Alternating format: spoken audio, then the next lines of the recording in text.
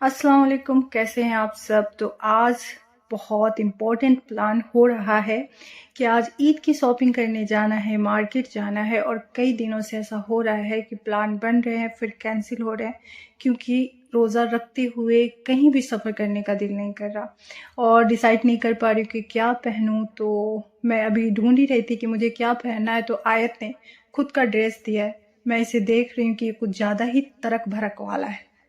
और आप देख पा रहे हो सारे बेड बिखरे पड़े हुए हैं, ब्लैंकेट अभी तक हमारा पैक नहीं हुआ है, क्योंकि हमारी हालत ऐसी है कि कभी भी ठंड हमें लगना शुरू हो जाती है। तो सारे वैसे ही थे और अभी जस्ट हम जगे थे और अम्मी ने फ़ोन करके डांट दिया कि तुम लोग क्या कर रही हो, शॉपिंग करने नहीं जाना, अगर नहीं जाओगी तो फिर मैं नहीं जाऊंगी, क्योंकि अब बस कुछ दिन रह गए हैं और इतनी भीड़ हो जाएगी और सामान भी ठीक ठाक नहीं मिलेगा, क्योंकि सारे मम्मी के अकॉर्डिंग सारे मार्केट खाली हो जाएंगे। तो फिर मैंने कहा कि अब कई दिनों से ये कर रही हूँ, मम्मी कल मम्मी परसों, तो चलते हैं। तो तैयार हो गए और फिर हम निकल आए अपने घर के पास वाले रोड पे, जहाँ से हम बस लेते हैं। और बस ने हमारे सफ़र का आगाज़ किया। बस का सफ़र तो यूँ बहुत अच्छा होता है। उस पे सबसे अच्छा और क्या होता है आपको पता है, जब विंडो खुली हो, हवाएं तेज़ हो और मौसम बहुत खूबसूरत था, बारिश जैसी हो रही थी। क्योंकि मैं परेशान थी कि मुझे रोज़ा लगेगी और मुझे चक्कर भी आएंगे, मैं कैसे मार्केट में घूमूंगी। लेकिन अल्लाह का शुक्र है कि आसमान बादलों से ढक गया हुआ है और सूरज बहुत हल्की है फ़िलहाल, तो अभी तक कूल फील हो रहा है। बस के अंदर का माहौल बहुत अच्छा है, क्योंकि ज़्यादा भीड़ नहीं थी। और ये देखें, आप लोग पहचानते होंगे जो भी इधर से गुज़रा होगा दिल्ली में। पहले मैं इसे पहाड़ बोलती थी जब मुझे पता नहीं था लेकिन अब पता चला ये डस्ट है और ये कचरा है। Oh my God. फिर बहुत अच्छा सफ़र रहा और सारे सफ़र में यही सोचती रही कि मैं क्या लूँगी, क्योंकि मैं डिसाइडेड नहीं थी। पहले से मैंने सोचा ही नहीं था कि मुझे क्या लेना है। इस वजह से मैं पूरे रास्ते यही सोच रही थी कि मुझे क्या लेना है, मैं क्या पसंद करूँगी। क्योंकि अब तक कुछ ड्रेसें मैं ले चुकी हूँ जो पहले से अवेलेबल थे, तो उस टाइप के कुछ लेने नहीं थे और कुछ नया सोच रही थी। लेकिन वो एक्साइटमेंट नहीं थी जो होनी चाहिए, जो हमेशा ईद में होती हैं शॉपिंग करने की, कुछ लेने की, वो इस बार थी ही नहीं। और इसकी वजह बहुत ख़ास है। इसकी वजह ये है कि जो कुछ अभी गुज़र रहा है, हालात जैसे हो गए हैं अभी फ़िलिस्तीन को लेकर के, बहुत ज़्यादा दिल बुझा हुआ है, ज़हन डिप्रेस्ड रहता है।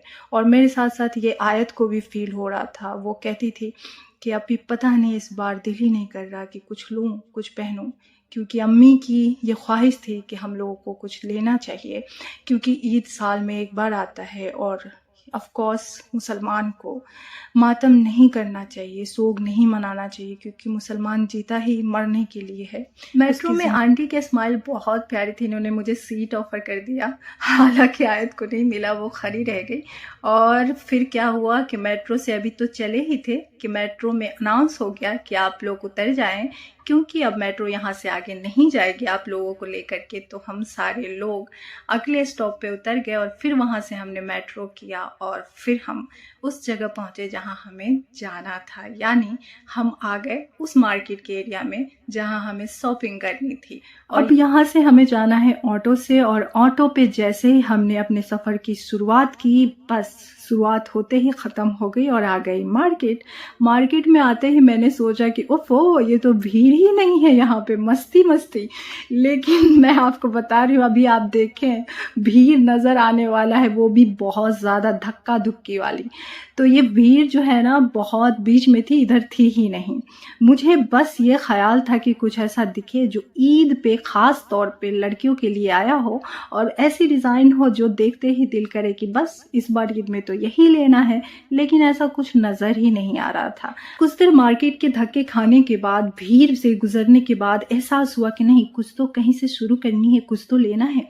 और अम्मी गुस्सा भी कर रही थी कि तुम लोग कुछ ले नहीं रही हो, हम लोग चाह रहे थे कि पहले अम्मी ले ले।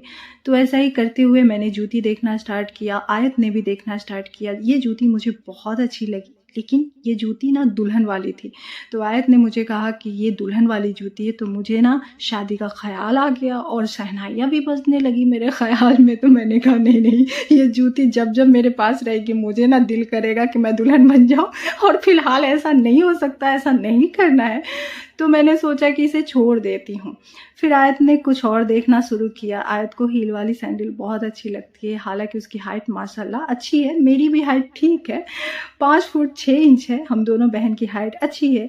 तो उसके साथ क्या होता है ना कि वो हाइट होने के बाद भी अच्छा खासा हील वेयर कर लेती है। मेरे साथ ये होता है कि मैं अक्सर कहती हूँ कि जब मैं हील पहनूंगी तो लोग कहेंगे कि ये तो खुद लंबी है, अब क्या इसको और लंबा होना है। चलिए अब बातें ख़त्म करती हूँ और यहाँ पे आती हूँ, क्योंकि यहाँ पे मैंने बहुत अच्छे अच्छे ड्रेसेस देखे और ये सूट मुझे बड़ी पसंद आई, इतनी ज़्यादा मैं बता नहीं सकती हूँ। मैंने उससे पूछा कितना रेट, उसने बहुत ज़्यादा बोला। मैंने कहा नहीं, क्योंकि मैं ऐसा ही लेना चाह रही थी नॉर्मल डे के लिए, ईद के लिए नहीं।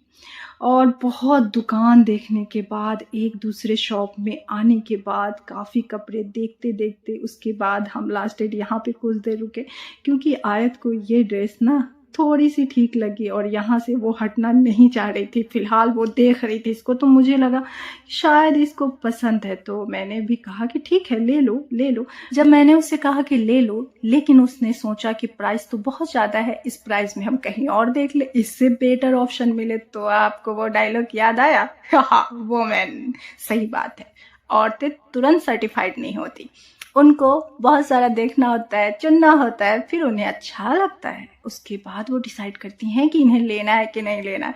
यहाँ पे हमने अम्मी के लिए एक ड्रेस पसंद किया और चलो थैंक गॉड कि किसी को तो पसंद आया, किसी के लिए तो कुछ लिया गया। और अम्मी का सूट फाइनल होने के बाद मेरी नज़र इस शॉप पे पड़ी, और ये शॉप बहुत पहले से मैं जानती हूँ, क्योंकि मैंने इससे बहुत सारे ड्रेसेस लिए हुए हैं।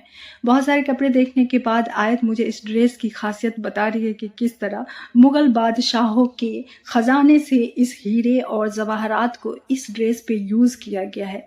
बहुत ज़्यादा खासियत और तारीफ सुनने के बाद और ख़जानों से तैयार होने वाली बात सुनने के बाद मेरा दिल किया कि क्यों ना इस ख़जाना से भरी ड्रेस को मैं रख लूँ। लेकिन मैंने आयत को कहा कि तुम ले लो। आयत को पसंद तो वैसे था, लेकिन वो मुझे दिलाना चाह रही थी, मुझे चेप रही थी, तो मैंने कहा कि ठीक है मैं ही ले लूँगी।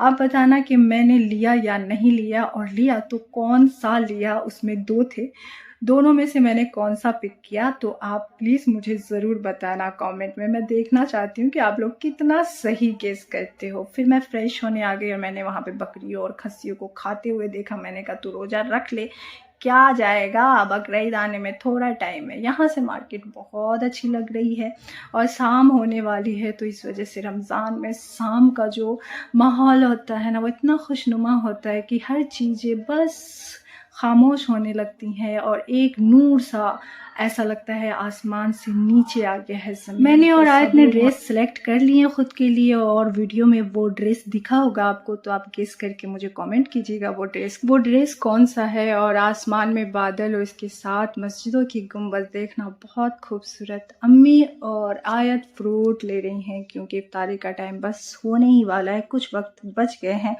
और फिर यहाँ से हम सोच रहे थे कि हमें कहाँ पे इफ्तारी करनी चाहिए। फाइनली एक टी शॉप में हमें जगह मिल गई इफ्तार करने के लिए। ये जगह बहुत छोटी थी बट बहुत प्यारी थी, और काफ़ी ज़्यादा यहाँ पे स्पेस भी था, चेयर लगे हुए थे। तो हम सिर्फ 3 लोग थे, अम्मी, मैं और आयत, और हम तीनों कंफर्ट होके यहाँ पे बैठ गए थे। टी वाले भैया कोने में एक डेस्क के पास खड़े होकर के चाय बना रहे थे, और वहाँ पे वो कस्टमर को देख रहे थे। उस वक्त ऐसा कोई भी बंदा नहीं था जिसकी वजह से ऑकवर्ड फील हो, तो बड़ी शांति और सुकून से हम अंदर बैठ गए। और बड़ी अच्छी फीलिंग है कि चलो मैंने आज पहली बार चाय के शॉप में इस तरह बैठ करके इफ्तार किया। ये बड़ा अच्छा वाला एहसास था, थोड़ा सा यूनिक टाइप का है ना।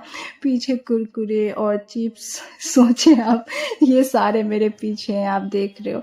इफ्तार का टाइम हो गया। यहाँ पे ना सायरन बजता है, मुझे पता ही नहीं था कि सायरन बजते हैं और इफ्तार करना होता है। तो काफ़ी देर होने के बाद मैंने पूछना शुरू किया कि अजान हो गई क्या, क्योंकि लोगों की भीड़ लग गई थी खाने पीने वाली जगहों पे। तो उन्होंने कहा कि हाँ आप रोज़ा खोल लो, जो अभी बज रहा था वो इफ्तार करने के लिए ही था। लेकिन मैं थोड़ी सी सैड थी, क्योंकि ये मेरे लिए बड़ा यूनिक सा और न्यू था, क्योंकि मैंने इससे पहले ऐसे इफ्तार नहीं किया सायरन की आवाज़ से। तो मैं चाह रही थी कि अभी भी अजान हो जाए ताकि मुझे ऐसा लगे कि मैं ना रोज़ा अजान सुन के खोल रही हूँ। आयत यहाँ पे तीखी नज़रों से मुझे देख रही थी, तो मैं फील कर रही थी कि सोच रही कि कहीं वीडियो बनाते बनाते पूरा फ्रूट ही ना पी जाए। तो मैं चाह भी रही थी कि वो ऐसा सोचती रहे और मैं पीती गई और उसे कहती गई, ओह क्या है, क्या मज़ा आ रहा है, क्या मज़ा आ रहा है। बहुत शिद्दत से प्यास लगी हो फिर पानी मिल जाए, आपको कुछ पीने के लिए मिल जाए, क्या ही कहने, क्या खुशी मिलती है। खाने और पानी की अहमियत तो हमें ऑफ कोर्स रोज़ा दिला देता है। यहाँ पे मैंने जो कचरी और पकौड़ी को चखा, जो स्पेशली मैंने अम्मी को कहा कि ये वाली ले लो, वो वाली ले लो, मैंने सोचा था बहुत टेस्टी होगा, वो देखने में बहुत अच्छा था, मगर मैं सच बताऊँ आपको गाइस, वो इस तरह बेमज़ा थी कि नमक भी बहुत कम थी और सिर्फ हल्दी डाल करके फ्राई कर दिया गया था। यहाँ पे मुझे घर की बाकी चीज़ें याद आ गई, खास करके अम्मी के हाथ का पकौड़ी, कचरी और बाकी चीज़ें। मैं सोचती हूँ जो लोग घर पे नहीं हैं और बाहर रह करके इफ्तारी करते हैं, वो किस कदर अपने घर को मिस कर रहे हो। इफ्तारी करने के बाद मेरा फेवरेट मुझे दिख गया पाव भाजी और मैंने इसके लिए ऑर्डर दे दिया और मैं वेट कर रही हूँ कि मुझे जल्दी मिले और मैं खा लूँ। फिर हम मैंने डिसाइड किया कि चलो सेवैया दिख गई हैं तो ले भी लेते हैं।